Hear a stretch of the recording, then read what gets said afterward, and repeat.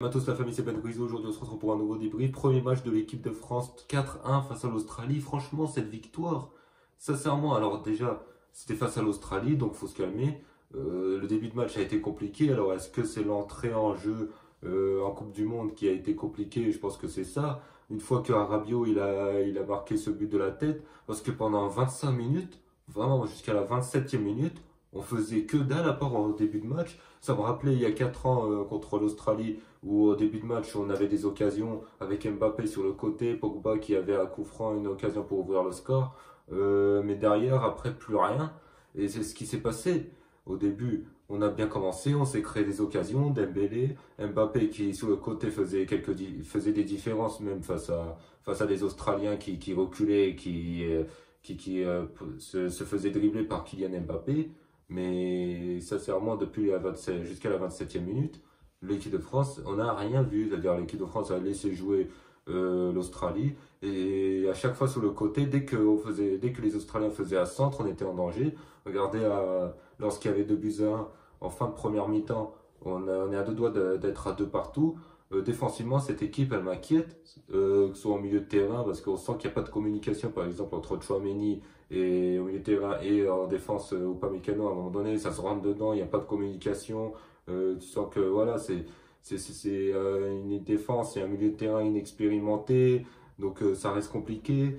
Mais après, en attaque, on a fait la différence. Olivier Giroud qui devient le 51e, le co-meilleur buteur avec Thierry Henry. Non, Thierry Henry, bah voilà, Giroud, il égale Thierry Henry. De toute façon, ça allait le faire, ça allait arriver, ça allait arriver. Là, c'est au meilleur moment. C'est pendant une Coupe du Monde, il égale Thierry Henry. Il a l'occasion de dépasser Thierry Henry pendant une Coupe du Monde. Donc, ça va être symbolique. Mbappé qui faisait que de rater, qui ratait beaucoup de choses en fait.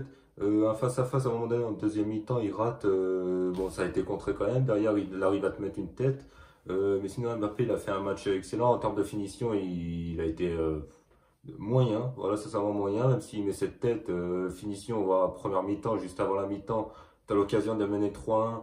Derrière, juste avant le poteau de l'Australie, tu as l'occasion de mener 3-1 et te la met au-dessus. Donc en termes de finition, Mbappé peut faire mieux.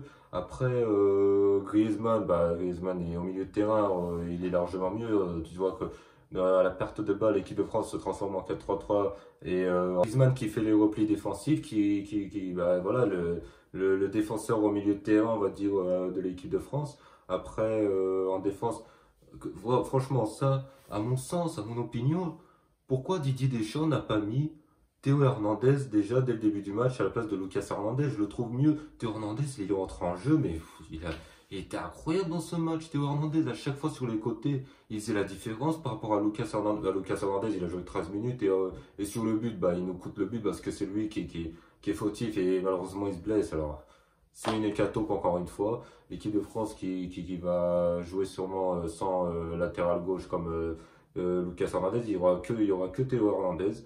Il n'y aura que Théo Hernandez. Moi, j'aurais voulu qu'il prenne Ferland Mendy lors de la liste des 26. Bah voilà, regarde, on a juste Théo Hernandez. Si Théo Hernandez il se pète, on est fini. Donc, on va peut-être mettre Kipembe qui a été formé latéral gauche, bah, il n'est pas là. Donc, qui va mettre à gauche? Ça, c'est la question. Est-ce qu'on va revenir à 3? Donc, parce que sincèrement, je crains que si Théo Hernandez se blesse, alors peut-être qu'on va remettre Rabiot latéral gauche comme à l'Euro, mais ça va être compliqué. Olivier Giroud qui fait encore du Olivier Giroud, à chaque fois en équipe de France, il marque. Tu sais, en fait, t'as l'impression que c'est comme dans un match lambda, même si c'est une Coupe du Monde. J'ai l'impression j'ai ressenti un match de l'équipe de France à partir de la 27e minute où tout était lancé, où Adrien Rabiot a marqué. Voilà, un match où Olivier Giroud il marque, l'équipe de France est lancée, 4-1. Voilà, un match qu'on a l'habitude de voir de la part des Bleus. Ousmane Dembélé sur le côté qui faisait les différences au début, mais un peu moins. Il a quand même fait une passe décisive sur un centre. Soit c'est lui qui fait la passe décisive sur Mbappé. Donc il a fait beaucoup de différences sur le côté. Mais après, t'as Griezmann qui a été. Griezmann, il est malchanceux. Griezmann, il est malchanceux. Ça, je me suis dit, c'est Pogba, ça, encore une fois. Et le ballon, il arrive sur Griezmann. Griezmann, il frappe. Ça va rentrer dans le but. Il y a un défenseur qui arrive. Bon, Griezmann, il n'a pas de chance, alors j'espère qu'il va marquer dans cette Coupe du Monde parce que sincèrement, ça fait longtemps qu'il n'a pas marqué, ça fait au moins un an. Sincèrement, ça fait au moins un an qu'il n'a pas marqué. Donc, inquiet pour Antoine Griezmann parce qu'il marque, il est tout le temps bloqué à 42 buts. Il a l'occasion d'aller jusqu'à 51, lui aussi, d'aller d'aller dépasser Giroud et Thierry Henry là. Mais il marque jamais, donc c'est dommage pour lui.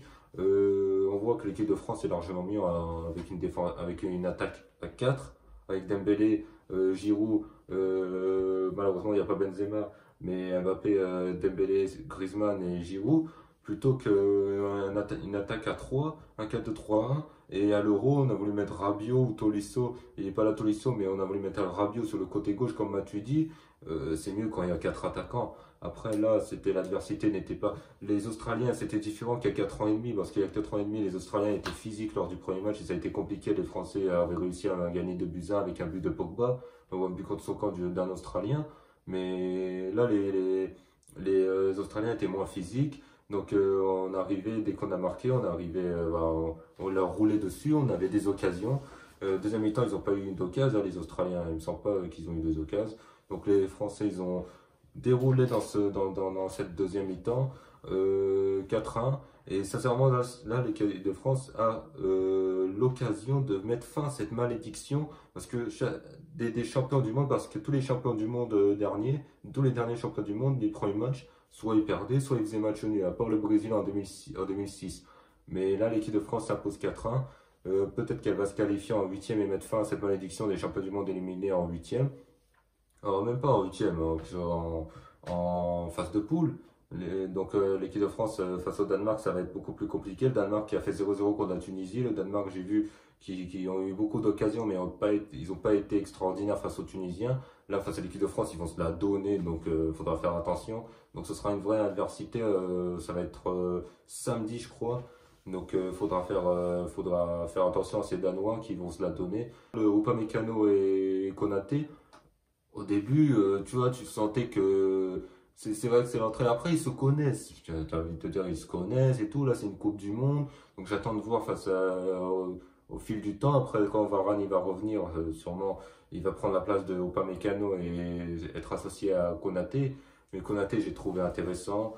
Upamecano aussi. Pavard sous le côté, Pau sous le but, il revient pas forcément défendre. La défense était fautive. Donc même si on avait une défense assez inexpérimentée, malgré les deux latéraux, la défense centrale inexpérimentée en équipe de France et surtout en Coupe du Monde, et surtout aussi en équipe de France, parce qu'ils n'ont jamais été associés, je crois, en équipe de France. Donc ça pouvait faire peur et on a vu sur le premier but. Donc maintenant, voilà, l'équipe de France est lancée. On va voir contre le Danemark. Voilà, il n'y a rien d'autre à dire. On va voir contre le Danemark. On devra confirmer ça pour se qualifier. Parce que les Danois, ils ont fait un carton contre la Tunisie, donc c'est favorable pour les Bleus. Et en tout cas, j'espère que vous avez apprécié ce débrief. Si vous avez apprécié, comme d'habitude, vous likez, vous commentez, vous partagez. Sur ce, moi, je vous dis à plus tard pour un prochain débrief.